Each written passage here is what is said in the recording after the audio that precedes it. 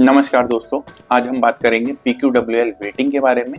PQWL जो waiting है, PQWL का मतलब क्या होता है, PQWL कहां से कहां तक लागू होता है और ये जो वेटिंग है इसको कंफर्म होने के चांसेस क्या क्या हो सकते हैं और ये जो वेटिंग है इसको हम PQWL से चेंज करके दूसरी वेटिंग में कैसे कर सकते हैं, आज हम उसके बारे में बात करेंगे।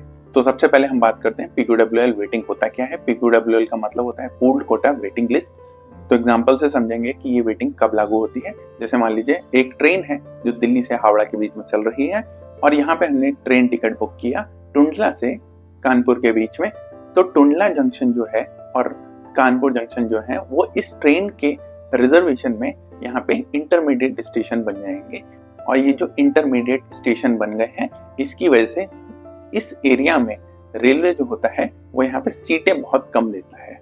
मान लीजिए अगर इस एरिया में अगर आपको टिकट यहाँ पे बुक करना है तो यहाँ पे जो कंफर्म सीटें होती हैं बहुत कम होती हैं। मान लीजिए कम से कम 5 से 10 सीटें यहाँ पे किसी भी क्लास में हो सकती हैं। अब ये जो सीटें होती हैं यहाँ काफी लिमिटेड होती हैं। तो मान लीजिए अगर यहाँ पे वेटिंग भी आ जाता है तो इसके जो कंफर्मेशन चांसेस है वो बहुत ही रेयर हो जाएंगे।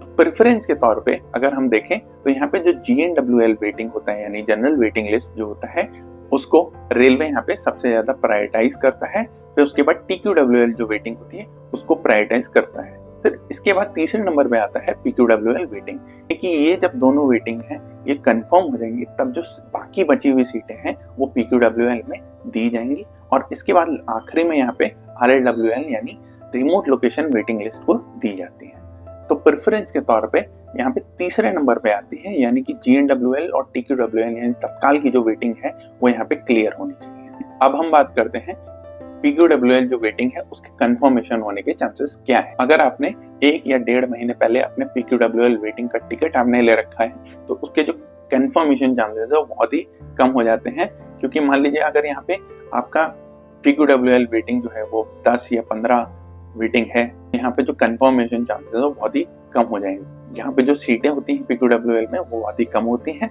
और फिर जब वेटिंग आ जाता है तो उसके बाद जो ये कंफर्म होने के चांसेस और भी कम हो जाते हैं। क्योंकि PQWL जो वेटिंग होती है वो इंटरमीडिएट स्टेशन के बीच में लागू होती है और जो ज्यादातर सीटें होती हैं वो GNWL वेटिंग में ही चली जाती है या फिर TQWL वेटिंग में चली जाती है। तो जो आपका PQWL वेटिंग है, अगर मान लीजिए स्लीपर है, स्लीपर में 4 PQWL वेटिंग से कम होना चाहिए तो आपका यहाँ पे कंफर्म के चांसेस बढ़ जाएंगे। और अगर आपका थर्ड AC है तो इसमें यहाँ पे 2 या 3 PQWL वेटिंग से ऊपर आपने टिकट नहीं लेना है, क्योंकि इससे ऊपर आप टिकट लेके कोई फायदा नहीं है क्योंकि वो वेटिंग में ही चला जाएगा और इसके कंफर्म होने के चांसेस बहुत ही रेयर होते हैं। इसी तरह से हम सेकंड AC को देखेंगे तो उसमें यहाँ पे 1 या 2 PQWL वेटिंग होनी चाहिए तो वो कंफर्म हो सकती है। अब हम बात करते हैं PQWL जो वेटिंग है उससे कैसे बचा जाए। तो उसके लिए सबसे पहले आपको एक काम करना होगा। जब भी हम रिजर्वेशन करने चलेंगे और आपको दिख रहा है यहाँ पे जो आपका टिकट है वो वेटिंग में है तो आप यहाँ पे क्या करेंगे, रिजर्वेशन जब कर रहे होंगे तो रिजर्वेशन करने से पहले जो ट्रेन का ओरिजिन स्टेशन है वहां से आप ट्रेन का टिकट बुक करें और बाद में जो बोर्डिंग स्टेशन है वो चेंज कर दें।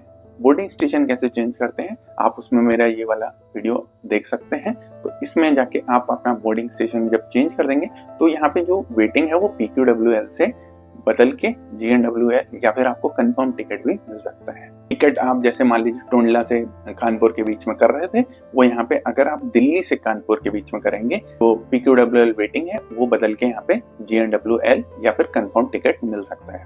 तो आपको ये वीडियो कैसा लगा, इस वीडियो को लाइक करें, शेयर करें और चैनल को सब्सक्राइब करें। Thank you.